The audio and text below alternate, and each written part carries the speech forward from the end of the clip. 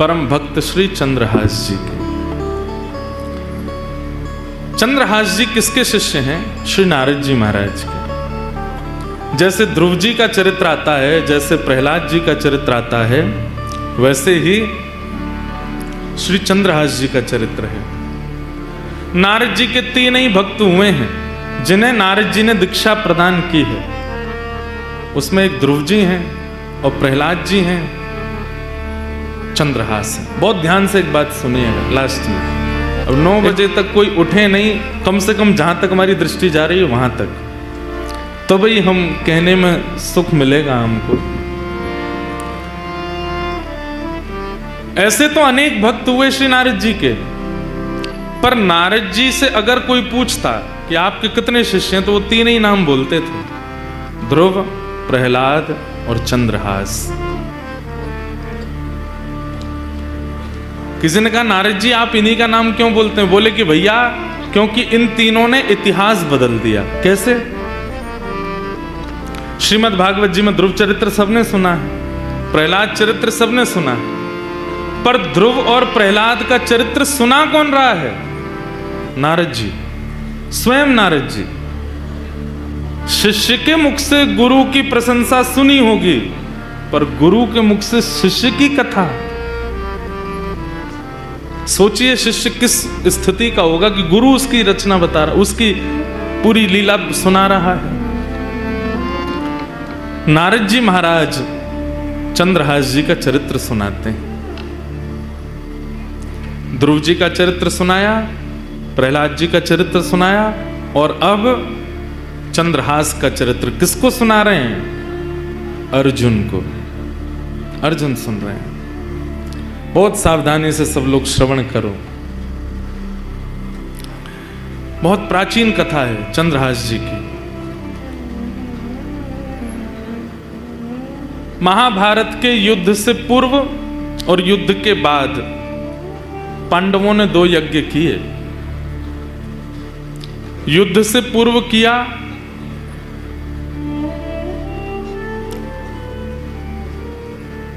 अश्वमेध यज्ञ,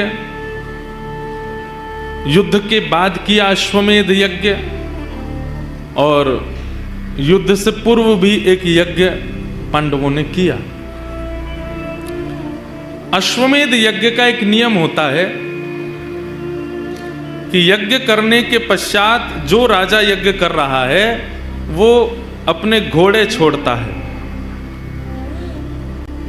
उन घोड़ों को, वो जिस राज्य में घोड़े जाएंगे, अगर वहां के राजा ने उनको बंदी बना लिया तो फिर उस राजा से युद्ध होता है, और अगर उस राजा ने घोड़ों को छोड़ दिया तो वो राजा जिसने घोड़े छोड़े हैं उसके अधीन हो जाता है। तो युधिष्ठिर जी ने घोड़े छोड़े, और घोड़े छोड़ करके नियम बना दिया, उस पर लिख दिया ये घोड़े सामान्य नहीं हैं। धर्मराज युधिष्ठिर ने महाभारत युद्ध जीतने के बाद अश्वमेध यज्ञ करके इन घोड़ों को छोड़ा है। ये जिस जिस दिशा में जिस जिस राज्य से होके निकलेंगे वो सारे राज्य युधिष्ठिर के माने जाएंगे। वहां के राजा युधिष्ठिर के नीचे काम करेंगे।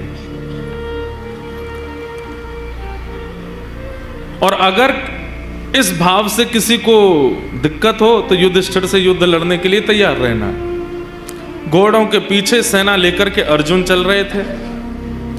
2-4 लोगों ने घोड़ों को अपने राज्य में घुसने से मना किया, तो अर्जुन ने युद्ध करके उनको परास्त कर दिया।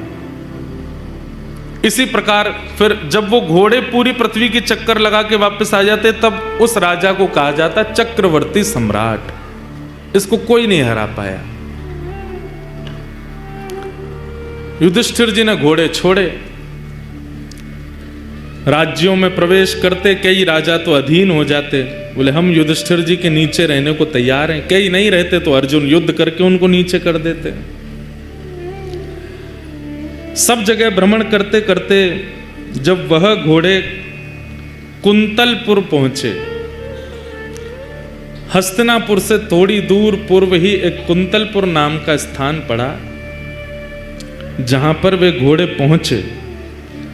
और जैसे ही उन स्थान में घोड़ों का पहुंचना हुआ, कोई राजा या सैनिक नहीं आया रोकने, प्रवेश करते ही कुंतलपुर में घोड़े अपने आप अंतर ध्यान हो गए,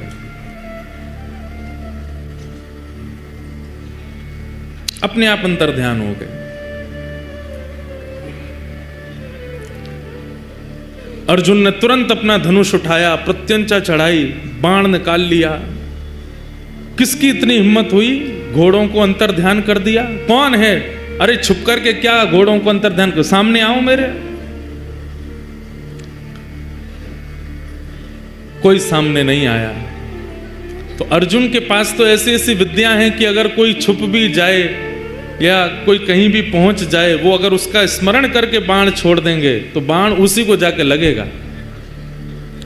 अर्जुन ने तुरंत बाण का संधान किया और स्मरण किया, जिसने मेरे घोड़े को अंतर ध्यान किया, छुपाया है, ये बाण उसी को जाकर के लगे। युद्ध की चुनौती। जैसे ही अर्जुन ने बाण का संधान किया, इतने में ही आकाश में नारद जी प्रकट हो गए। अर्जुन, इसी वक्त अपना बाण नीचे रखो, धनुष बाण नीचे करो। क्या कह रहे हैं आप? ये तो नियम बना था कि जो भी घोड़ों को पकड़ेगा उससे युद्ध करना पड़ेगा, और कोई छुप करके अगर घोड़ों को अपने वश में कर ले, मैं उसको मारूं ना? ये कैसे हो सकता है? तब नारद जी महाराज बोले, क्योंकि जिसने तुम्हारे घोड़ों को अपने वश में किया है वो सामान्य नहीं है, वो तुम्हारा शत्रु नहीं, तुम्हारा मित्र बनने योग्य है। ऐसा क्या गुण है उसमें? कोई बहुत बड़ा दिग्विजयी राजा है या क्या ऐसी क्या खूबी है उसमें कि मैं उसको अपना मित्र बनाऊं? तब नारद जी महाराज ने कहा, जिस प्रकार तुम कृष्ण भक्त हो, ऐसे ही जिसने तुम्हारे घोड़े हरण किए हैं वो भी कृष्ण भक्त है। कुंतलपुर का राजा, उसका नाम है चंद्रहास। इसलिए तुम उस पर बाण चलाने की कोई चेष्टा मत करो।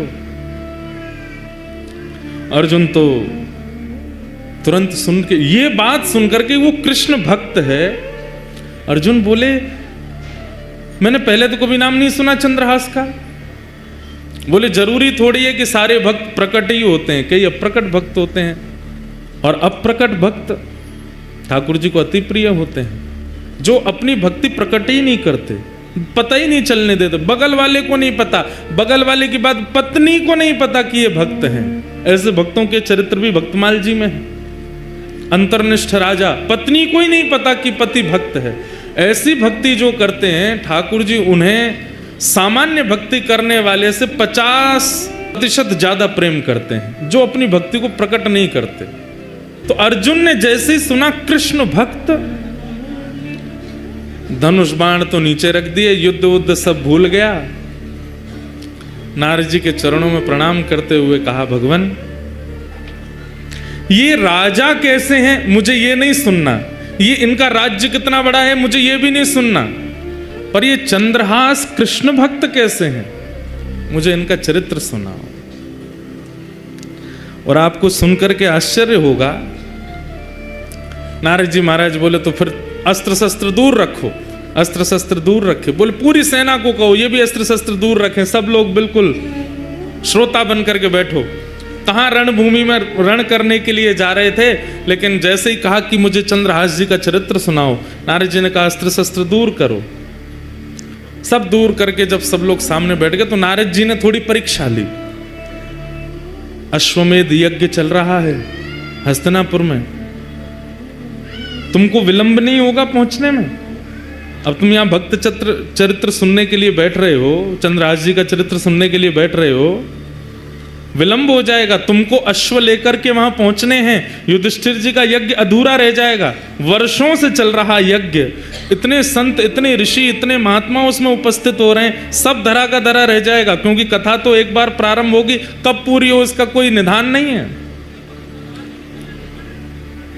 अर्जुन की ये बात कथा को प्रकट करा देती है। अर्जुन कहते हैं, अगर कोई कृष्ण भक्त का चरित्र सुनने में अगर वर्षों भी लगें तो उस पर सैकड़ों अश्वमेध यज्ञ में वारी वारी करूं, पर एक भक्त का चरित्र तो मुझे सुनना है। एक भक्त के चरित्र पर 100 अश्वमेध यज्ञ वारी जामे, पर आप तो भक्त यश सुनाओ। नारद जी महाराज बोले तो ठीक है, मैं अब तुम्हें चंद्रहास का सुंदर प्रसंग सुनाता हूं। जैसे ही नारद जी ने कहा मैं प्रसंग सुनाता हूं, इतने में एक दिव्य तेज प्रकट हुआ और तभी क्या देखते हैं, आहा, वंशी विभूषित करानवनीरदाभात पीतांबरादरुण बिंब फलाधरोष्ठात् पूर्णेन्दु सुंदर मुखारविंद नेत्रा कृष्णात् परम किमपि तत्त्वमहं न जाने। एक तेज प्रकट हुआ। अर्जुन बोले ये तेज कैसा? अर्जुन को लगा शायद चंद्रहास जी आ रहे होंगे, पर जैसे ही तेज विश्राम हुआ, मुरली मनोहर श्याम सुंदर प्रकट हो गए और प्रकट होकर के अर्जुन के बगल में आसन लगाया, वहीं बैठ गए। अर्जुन बोले नाथ ये कैसी लीला आपकी? बोले भागवत की कथा सबको सुनने का अधिकार है, भक्त चरित्र का मुख्य श्रोता तो मैं हूं, सबसे पहले मैं आकर के बैठूंगा, व्यास जी का तिलक करूंगा तभी कथा होएगी। भक्त चरित्र तो मैं सुनता हूं, चंद्रहास का चरित्र यहां पर सुनाया जाएगा या किसी भी भक्त का चरित्र सुनाया जाएगा, मेरे बिना नहीं प्रारंभ हो सकता, तो मुझे आना पड़ेगा। आप सब इतनी संख्या में बैठे हैं, आप सबके बीच में मुंह छुपाए चुपचाप ठाकुर जी बैठे हैं, क्यों? एक भक्त चरित्र प्रारंभ हो रहा है। भक्त का चरित्र तो ठाकुर जी सुनते। ठाकुर जी प्रकट हो गए, अर्जुन के बगल में आकर के बैठ गए। अर्जुन के तो भाव ऐसे प्रकट हो रहे हैं, नाथ कितनी कृपा। नारद जी महाराज भावुक हो गए, भगवान आज्ञा हो तो अब मैं चरित्र सुनाना प्रारंभ करूं। ठाकुर जी बोले निश्चित सुनाओ, अब कोई विघ्न नहीं आएगा, कोई रुकावट नहीं आएगी, तुम तो सुंदर अब चरित्र सुनाओ।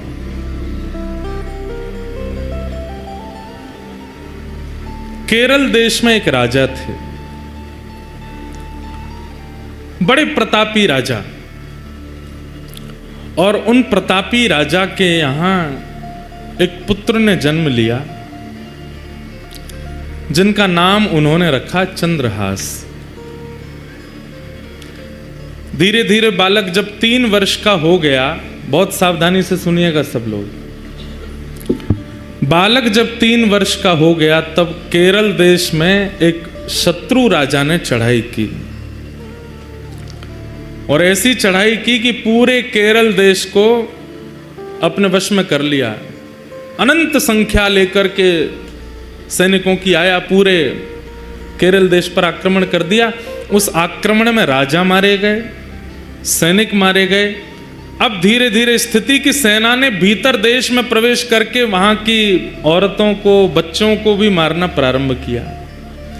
जो क्रूर राजा जिसने आक्रमण किया था उसको पता चला, बोले कि राजा मर गया, रानी मर गई, पूरा परिवार मर गया, एक इनका 3 वर्ष का बालक है वो अंदर भवन में है, उसको मार दो तो आपकी विजय हो गई इस देश पर। जैसे ही उस राजा ने अंदर प्रवेश करना प्रारंभ किया तो एक धाई मां, जो बालकों की आजकल कह दें तो बेबी सिटर करते हैं ना, बच्चों की जो ध्यान रखते हैं, दूध पिलाना, खिलाना, नहलाना, बड़े बड़े घरों में रखते हैं लोग, एक धाई मां, उनकी एक धाई मां चंद्रहास बालक की, उसको जैसे ही पता चला कि कोई आक्रमण में सब मारे गए हैं और अब वो राजा यहीं आ रहा है इस बालक को मारने के लिए,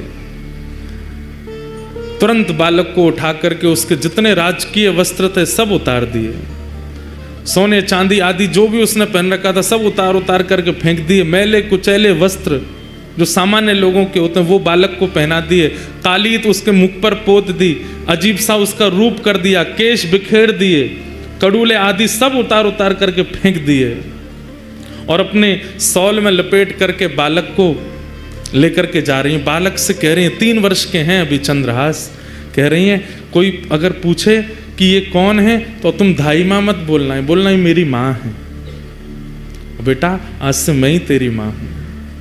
माता पिता दोनों चले गए, पूरा राज्य नष्ट हो गया। धाई माँ ने बालक को अपनी सौल में लपेटा, गोद में लेकर के पीछे के रास्ते से सामान्य लोग जहां से भाग रहे थे वहीं से निकल के जाने लगे। जगह जगह नाकाबंदी पर सबको देखा जा रहा था। अंदर से राजा ने घोषणा कर दी कि राजकुमार को लेकर कोई भाग गया है, ढूंढो उसको, कहां है। बहुत सुंदर चरित्र है बंधुओं, सावधानी से सुनना। बालक को लेकर के दाई मां जैसे ही बाहर आने लगी तो एक सैनिक ने रोका। कौन हो? महाराज मैं तो सामान्य स्त्री हूं, मेरा घर जल गया, पति मर गए, जा रही हूं, कहीं भाग जाऊंगी, मुझे भी मार देंगे नहीं तो। कौन है ये बालक, इसका मुख दिखाओ। बालक का जब रूप दिखाया तो फटे कुचैले वस्त्र पहने, मुख पर गंदगी लपेटी हुई, लग ही रहा था कि दाई मां का ही बालक है। ए बालक, ये कौन है? चंद्रहास बोले, ये मेरी मां है।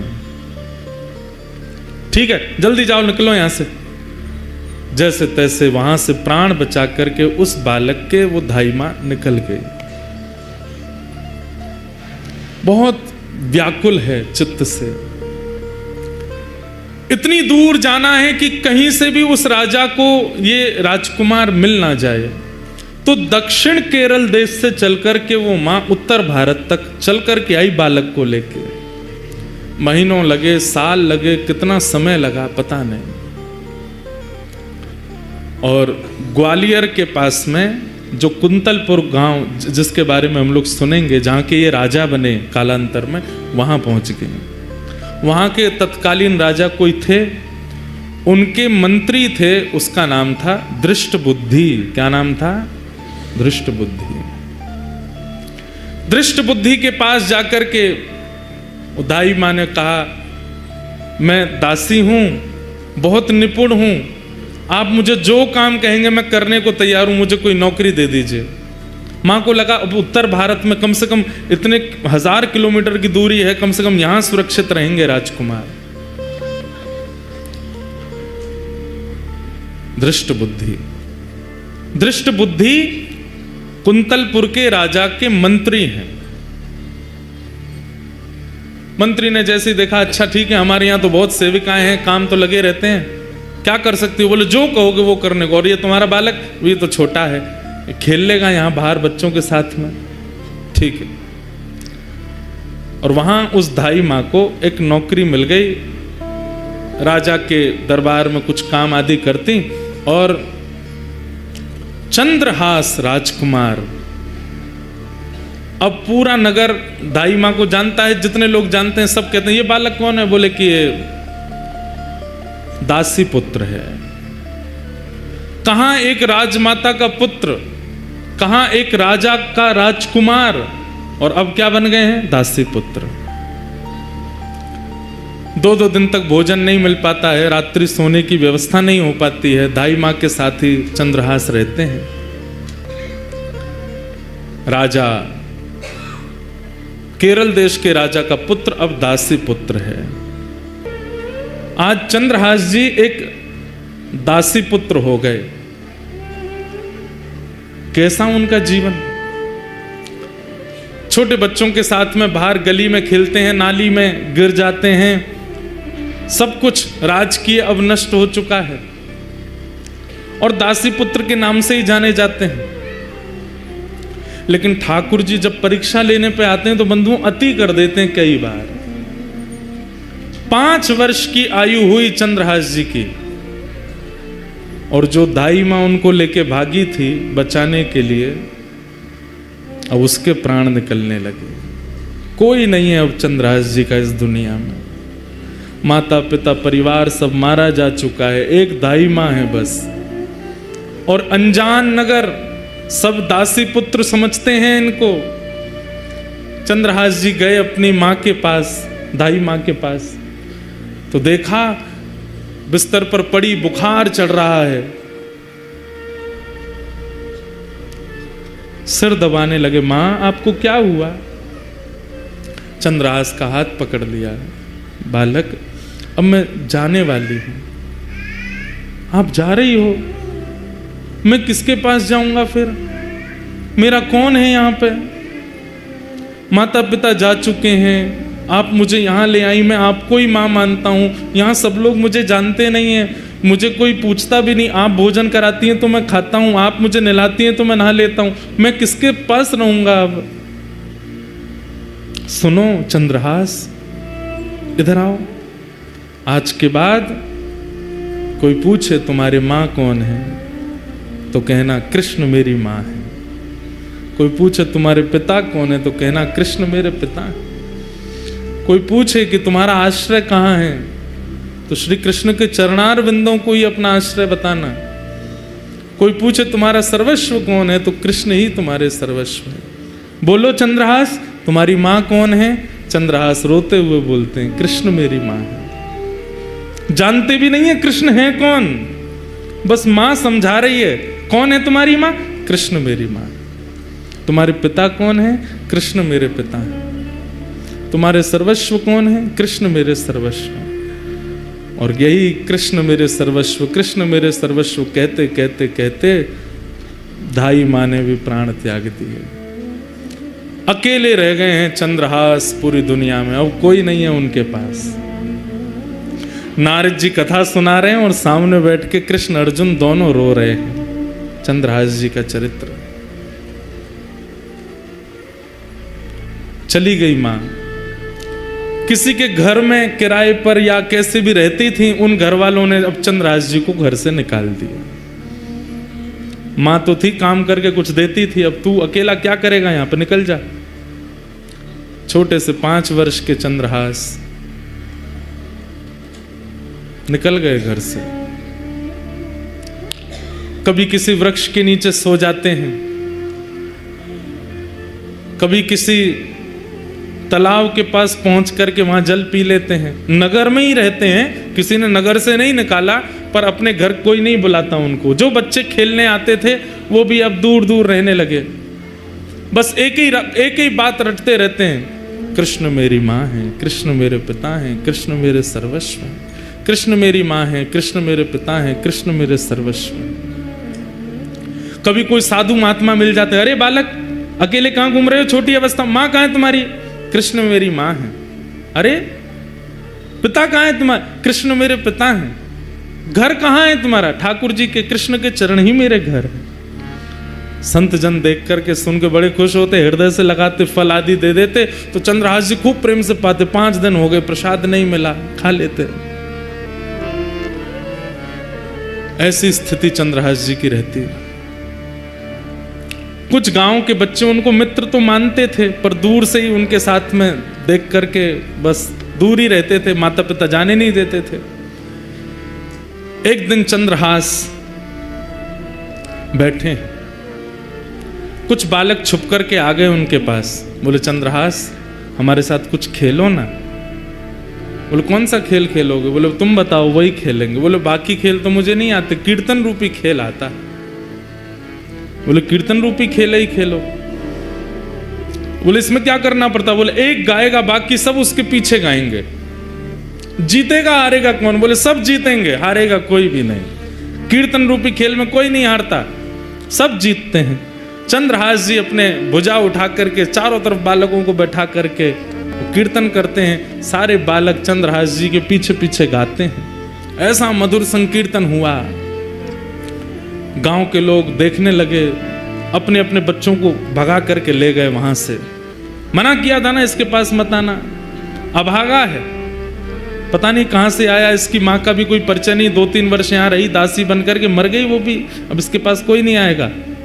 दूर रहते थे सब। चंद्रहास जी एक पेड़ के नीचे बैठ करके केवल चिंतन कर रहे हैं, कृष्ण मेरी माँ है, कृष्ण मेरे पिता हैं, कृष्ण मेरे सर्वस्व हैं।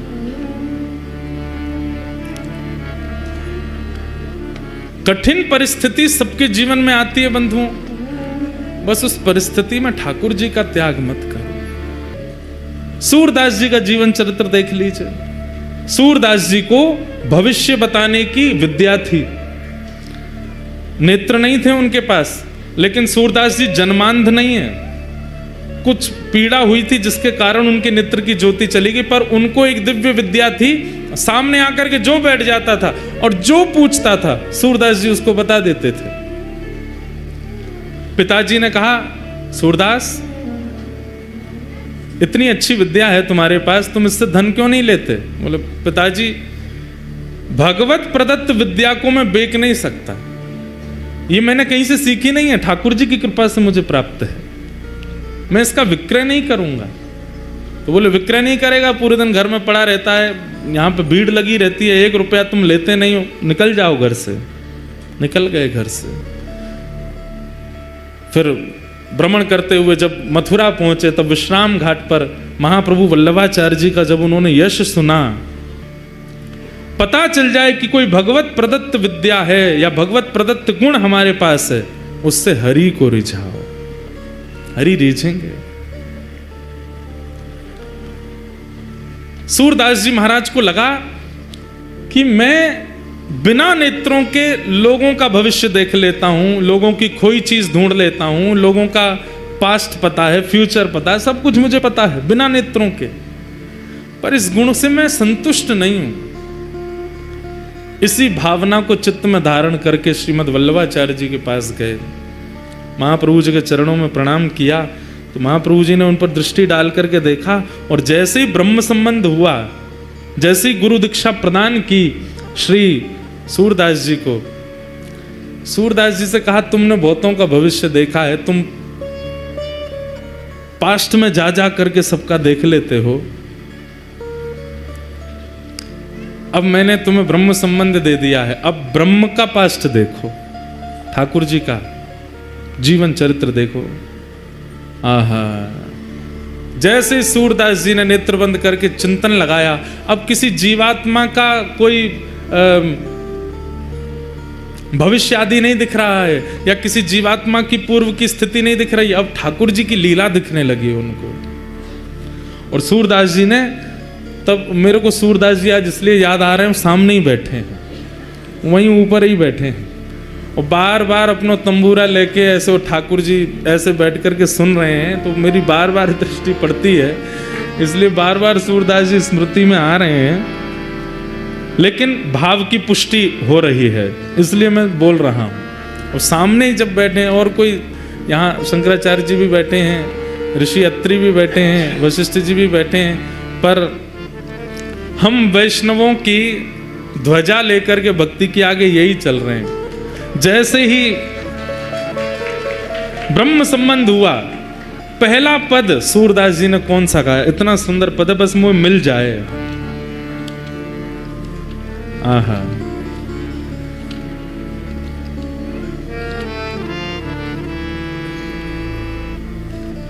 और वो पद ऐसा है कि श्री राधा रानी पहली बार नंद भवन आई हैं, और सूरदास जी को दिख रहा है विश्राम घाट पे बैठ करके, और वल्लभाचार्य जी कह रहे हैं कहाँ दिख रहे है, गाओ। सूरदास जी सबका भविष्य देखने वाले आज पहली बार यमुना जी के तट पर बैठ करके कह रहे हैं, हे गुरुवर, जो दिख रहा है वो गा रहा हूं। क्या?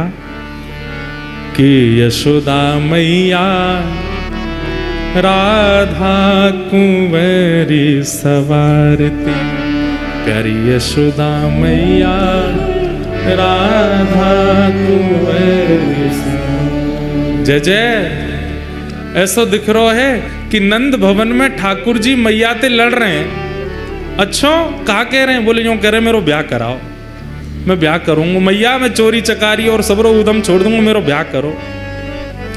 मैया बोली लाला 3 बरस को 3.5 बरस को तू है, अभी तो ब्याह करेगो।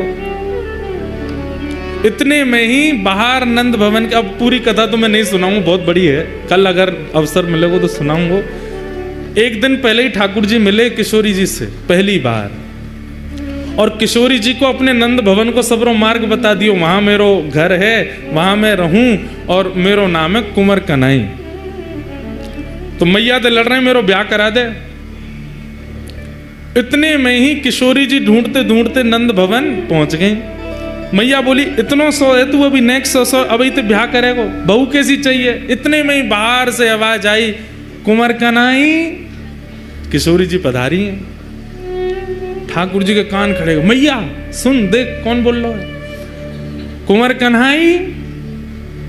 मैया बोली जी कौन? जी तो कोई लाली बोल रही। मैया लाली ना, बहू है। चर्चा है रही, अपने आप ही आ गई है। श्रीमद् वल्लभाचार्य जी सन्मुख बैठे हैं और सूरदास जी, एक आचार्य की कृपा हो गई और अपने भगवत प्राप्त गुण से ठाकुर जी की द्वापर की लीला देखने लगे और देख करके गाने लगे। क्या लीला हुई? वो ठाकुर जी दौड़ करके गए, द्वार खोलो। यशोदा जी किशोरी जी को भीतर लेकर के पधारी। अरे लाली, कौन की लाली है तू? अब किशोरी जी संकोच में खड़ी हैं, ठाकुर जी को देख रही हैं। ठाकुर जी कह रहे हैं, बताओ कौन की लाली हो? किशोरी जी कुछ नहीं बोली। तो ठाकुर जी, मैया जे ब्रजभान गोप की लाली है। अच्छा, बरसाने वाले ब्रजभान गोप? किशोरी जी कुछ नहीं बोले। अच्छा,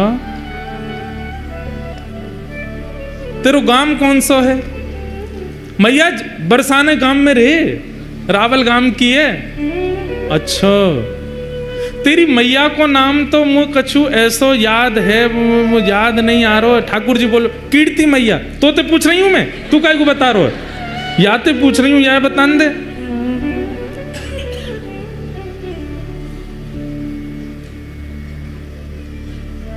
खेलन के मिस कुंवर राधिका, नंद भवन में आई हो। क्रम जो चंद्रदास जी का चल रहा है वो चलेगा, ये अभी भाव आयो है। सूरदास जी महीते कह रहे हैं सुनाओ। किशोरी जी आ गई हैं, माता जी पूछ रही हैं, पर ठाकुर जी सबरो उत्तर दे रहे हैं। ठाकुर जी को पकड़ के मैया बोली, अरे इतनी देर ते तू बोल लो, तू कब मिलो याते? कहाँ मिलो? अब किशोरी छोड़ दी, ठाकुर जी पकड़ लिए। आहा, तो ठाकुर जी कहा, क्या उत्तर दे रहे हैं? कितने भोले हमारे लाल जी।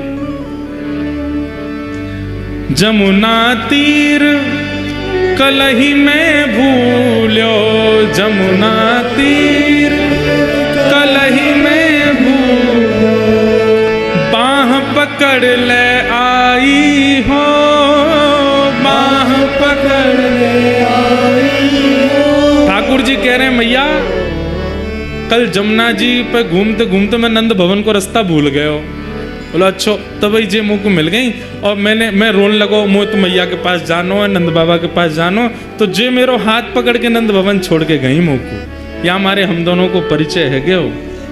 आहा, आवत इहाँ तो ही सकुचत, आवत इहाँ तो ही सकुचत, मैं दे सो ही बुलाई हो, मैं दे सो ही बुलाई हो। मैया तो ये देख के डर गई है, या हमारे इनके बहाने मैं बोल रहा हूं। मैया मैया एक बात कहनी। बोले कहा, कान में ही कहूंगो। मैया ने अपना कान नीचे किया। ठाकुर जी बोले, यही तो ब्याह कराए दो मैया, यही तो मेरो ब्याह कराए दो, यही बढ़िया है। तब यशोदा मैया किशोरी जी को अपने गोद में बैठा में अंदर से ठाकुर जी को श्रृंगार लेके आई हैं। जो श्रृंगार ठाकुर जी को धारण कराया जाए वो समस्त श्रृंगार पेटी लेकर के आई हैं। और ठाकुर जी तो कह रही हैं, ए लाला चल काजर लेके आ, माथे चुनरी लेके आ। ठाकुर जी दौड़ दौड़ के नंद भवन से सब सामग्री लेके आ रहे हैं, सब ला के सामने धर दे। मैया या को श्रृंगार कर दे। और यशोदा मैया, जशोदा राधा कुंवर संवारती, बड़े बार सीमत शीश के प्रेम सहित निहारती, मांग पारी बैनीजू सवारती, गूंथ सुंदर भांति, गोरे भाल बिंदु वदन मन इंदु प्रात रवि कांति। पूरी ठाकुर जी को जैसे श्रृंगार करें वैसे श्रृंगार कर रही हैं यशोदा मैया। और ठाकुर जी श्रृंगार ढूंढ रहे हैं बढ़िया वारो। मैया जे नग पहना, कितना बढ़िया लगेगा। मैया बार पहना रही हूँ, ठाकुर जी को देखते जा रही हैं। बड़ा अपने श्रृंगार के तो उतार उतार के भगे। अब मैया मैं श्रृंगार करके खुद ना देख पाऊँ ना, या देखते रहूंगा, या को कर दे। खूब सुंदर श्रृंगार कर दियो, पाजे पहना दी, मांग में सिंदूर भर दियो, पामन में अलको लगाई दियो, गोद भराई कर दी लाली की। ये दृश्य दिख रहा है किसको? सूरदास जी। सूरदास जी ने जब ये दृश्य देखा, सूर श्याम राधा तनु चितवत, सूर श्याम राधा तनु चितवत, यशुमति तन मन भाई हो, यशुमति तन मन भाई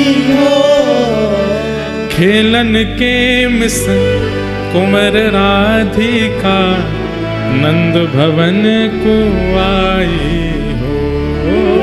खेलन के मिसन कुंवर राधिका नंद भवन। ऐसी सुंदर ये लीला दिखने लगी सूरदास जी को, और उसके बाद तो ये कलम कभी रुकी नहीं। ठाकुर जी की मधुर लीलाओं का ऐसा वर्णन फिर सूरदास जी ने किया, केवल किस भाव से, अपने भगवत प्रदत्त गुण को ठाकुर जी के चरणों में प्रदान करने मात्र से। कष्ट तो जीवन में था सूरदास जी के, पर गुरु कृपा से संपूर्ण जीवन आनंदमय हो गया। ठाकुर जी की लीला प्रकट होने लगी। चंद्रहास जी के जीवन में अब कोई नहीं है, सब छोड़ करके चले गए। माँ चली गई, पिताजी चले गए, राज्य छूट गया, और अब धाई माँ जिसने पाल पोस के बड़ा किया, 5 वर्ष के चंद्रहास जी को, वो भी छोड़ के चली गई। सब दूर रहने लगे। चंद्रहास जी अब अपना मन कैसे लगावे? 5 वर्ष का बालक वृक्ष के नीचे बैठते हैं और वहीं बैठ कर के केवल ठाकुर जी का कीर्तन करते हैं, ठाकुर जी को याद करते हैं। कृष्ण माँ हैं, कृष्ण पिता हैं, कृष्ण ही मेरे सर्वस्व हैं। बैठे थे चंद्रहास जी, ध्यान लगा करके नेत्रों से अश्रुपात हो रहा था। तभी आकाश मार्ग से नारद जी जा रहे थे। बंधुओं, ये बात प्रमाणित है, आचार्य चरण इस बात पर प्रमाण देते हैं। आप लोग नाम जप करते हो, आप लोग नियम से सेवा करते हो, आप लोग अपने गुरु प्रदत्त प्रणाली में रहते हो, इसका परीक्षण कौन करता है? नारद जी करते हैं। नारद जी नित्य प्रत्येक वैष्णव के घर जाते हैं और उसके घर में जाके पूरी व्यवस्था देखते हैं, रसोई कैसी है, सेवा कैसी है, कितना भाव है, कितना कुभाव है, कितने विचार हैं, कितने अविचार है, सबका दर्शन नारद जी करते हैं। और फिर नारद जी मार्क्स देते हैं एवरी डे।